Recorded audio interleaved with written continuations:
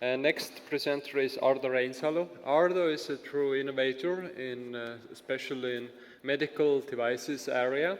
He has founded many companies. One of them is Curonia Research in Estonia, and also another one, Tokomo, in United Kingdom. So he has developed very innovative technologies, and he's going to talk about challenges and innovation problems in this area. Please, Ardo. Good morning. My topic today is mainly about the long tail and how is it going to change the way we think about innovation, and let's see if we can answer a question, hype versus long tail. I've been working for technology development companies for 20 years, and especially with a focus on medical sector.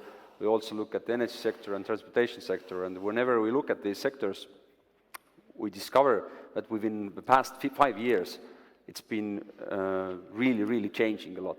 Because for the past 100 years, we've been seeing very centralized approach in all of these sectors. Centralized meaning that one size fits all. But now, within the past 5 years, we see that more and more personalized products are made to more and more or bigger number of customers. So instead of aspirin that cures all, we now have personalized medicine. And we even talk about medicine that is made and tailored for one particular person only. The same is happening in transportation, and the same is happening in energy sector. We don't want centralized power stations anymore. We want to harvest energy from nature, from sun, from people, from environment. So we want to do it on a spot. And now the question is that how can we make more and more products, basically? Because making a product is hugely expensive. And the answer is because of enablers. We see that our world is now full of enablers that allow us to do more and more products for more number of people. And what are these enablers? First of all, everybody is talking about 3D printing.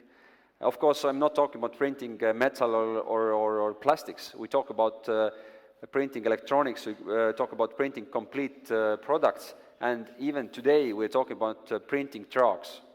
They're already doing research on that, how to print trucks on spot. Another enabler is that the way innovation is funded is changing. So far, especially in Europe, and I'm not really proud of it, we've been funding the process of innovation. But instead, if we start funding in some areas the goals of the outcome of innovation, it might kick a new start.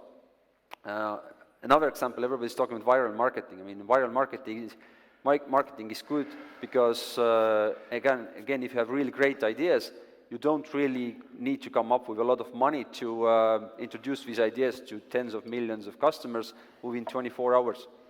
It hasn't been possible before, but today, thanks to new enablers, it's possible. We talk about CrabCAD, so instead of having a really expensive pool of engineers, I can just subcontract the service. We talk about a company like Quirky. Perhaps many of you haven't heard about it, but basically it's another crowdsourcing product development kind of system where all you need to have is an idea. If your idea is good enough, then crowdsourcing will find engineers, designers, manufacturing, and later on you will have a product out on the market. You get the share of the revenue without putting up any of your own resources, engineering, or anything like that. So you can create products from scratch. It's easy. And Garage 48, I mean, for IT people, it's very easy. You don't have to have IT background, IT knowledge, you don't know how to program. You go there, within 48 hours you have a product or something that resembles a product, and it's ready. So the question is, what happens? I forget another example, is a Kickstarter. I mean, everybody's talking Kickstarter. You don't even need to go to VCs for funding anymore. You just have to convince a number of people who will make an emotional decision and give money to develop their own products. So if we now look, where does it fit in terms of innovation? If we look at the screen on the left side, there's the green area. Here are products that if we create one product, we sell it to millions and millions of customers. On the right side, there are products that we sell only to few customers, let's say 100 a year, 1,000 a year, 50 a year. And always, so far, the industry has been about the short tail, how to sell a few products to as many people as possible, because it hasn't been possible to profitably create a big number of products. But now, thanks to these new kind of new ways, new enablers, we suddenly can create a number of products. We can create actually millions and even billions of products. We can create more products than there are consumers in the world. And thanks to that, we see that the long-tail turnover, the turnover from these low sales items, actually already equals the turnover of a short-tail items. And more importantly, the profit from these long-tail items is bigger than the short-tail profit. There are several characteristics of this innovation. Instead of mass production, we talk about small series production. Instead of high cost of R&D, we talk low cost of R&D, short time to market flexibility. We even change the way innovation is, or let's say intellectual property is protected, because I mean, if your product lasts only for 6 years, or you come to the market within a couple of months, you don't have the time to patent anything. So instead of patenting, probably you will take advantage of first movers advantage, for example. So different ways of protecting the IP will also have to be thought about. Unlimited range, there is absolutely no limit to the market for the long tail. And of course, we need to have a new media channel. We can do it only thanks to ICT, basically.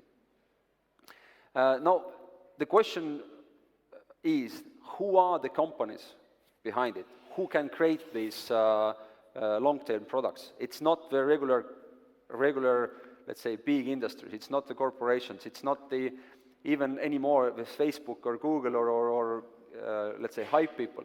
These are small and medium enterprises, small and medium companies, bright individuals. They are the ones who can create these long-term opportunities. And trust me, if you have a short-tail product, it's practically impossible to sell it to a long-tail. But if you have a long-tail product, it's always possible to sell it to a short-tail market. And we see that a lot of disruptive technology has emerged initially from long-tail market and then moved to the short-tail. So long-tail is important. And now to answer a question whether it's hype versus long-tail, I would say that they both will remain there.